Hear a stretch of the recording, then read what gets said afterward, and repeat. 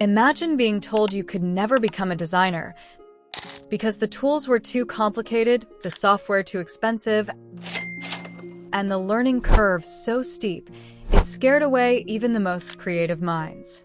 For decades, if you wanted to make something beautiful, there was only one way in: Adobe. But one day, in a tiny apartment in Australia, a student with no money, no fame, and no Silicon Valley badge decided to change that forever. This is the true story of how Canva destroyed Adobe. Back in the 2000s, graphic design was a privilege.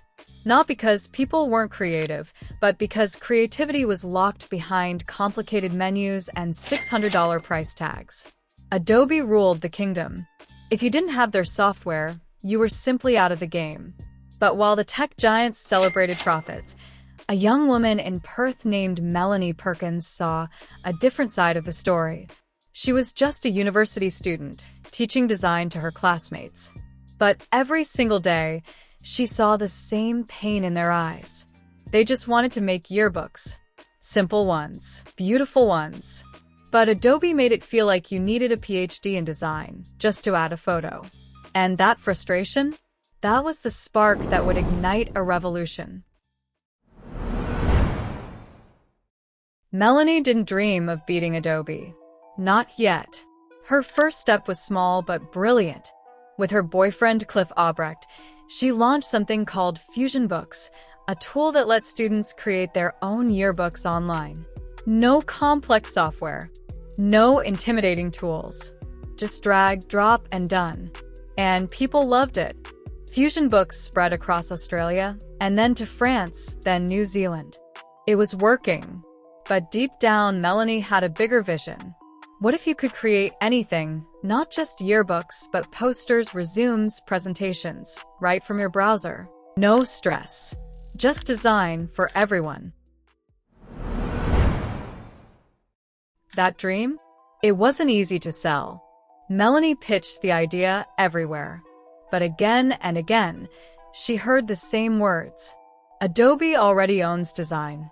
Why would anyone switch? She wasn't from Silicon Valley. She wasn't a tech founder. She was just a woman with a wild idea and an inbox full of rejections. But she didn't stop. She cold emailed hundreds of VCs. And finally, after 3 years, someone answered. Bill Tai, a legendary Silicon Valley investor, said, "Fly to San Francisco."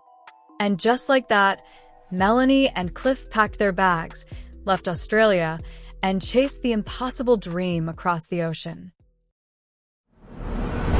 In 2013, Canva launched. It didn't look like much. No powerful tools. Just a simple promise. Design anything effortlessly. But that simplicity? That was the magic. People didn't need a degree to use it. They didn't even need to understand design. Canva gave power back to the people. And the people showed up. 750,000 users in the first year. And soon more than 220 million.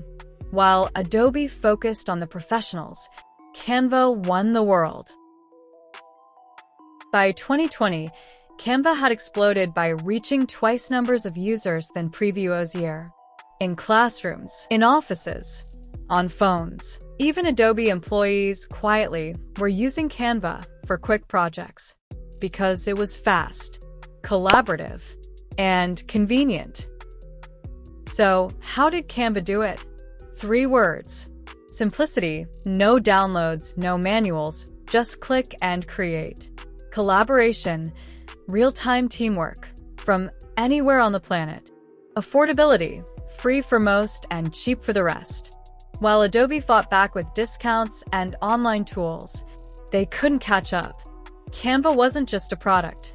It was a movement. Today, Canva is used by 90% of the Fortune 500. Canva reached $3 billion in annualized revenue. And its value? Over $26 billion. All from an idea that started in a student's apartment. Adobe still rules the world of professional-grade tools. But in the world of everyday creators, Canva wears the crown.